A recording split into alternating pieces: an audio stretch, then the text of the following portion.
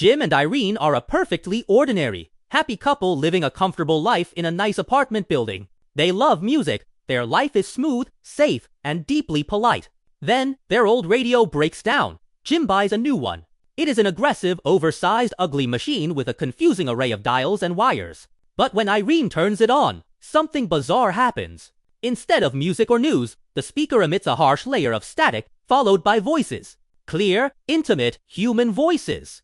As Irene adjusts the dial, she realizes she isn't listening to a broadcast. She is listening to her neighbors. The radio is intercepting the private conversations, arguments, and secrets of every single family in their apartment building. At first, it's just a fascinating, almost funny curiosity. She hears a couple arguing over money, another whispering about an affair, a mother screaming at her children, and a hidden gambling addiction. But as the days pass, the radio becomes an obsession.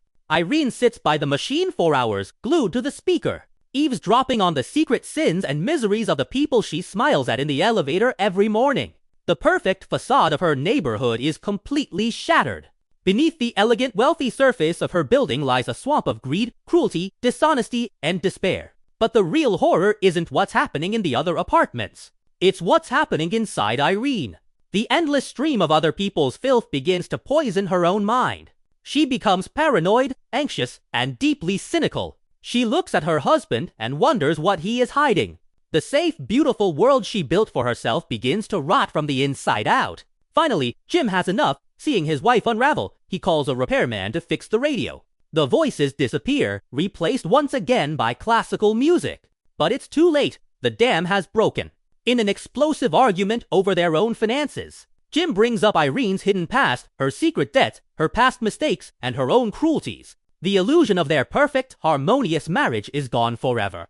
The ugliness they spent years hiding from the world is now sitting right in the middle of their living room. This haunting, suspenseful story is called The Enormous Radio, written by John Cheever. Though written in 1947, it is the ultimate metaphor for the digital age we live in right now. Today, we all carry an enormous radio right in our pockets.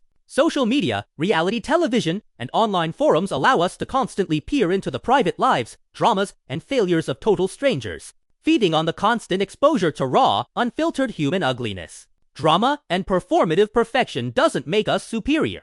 It poisons our own peace of mind.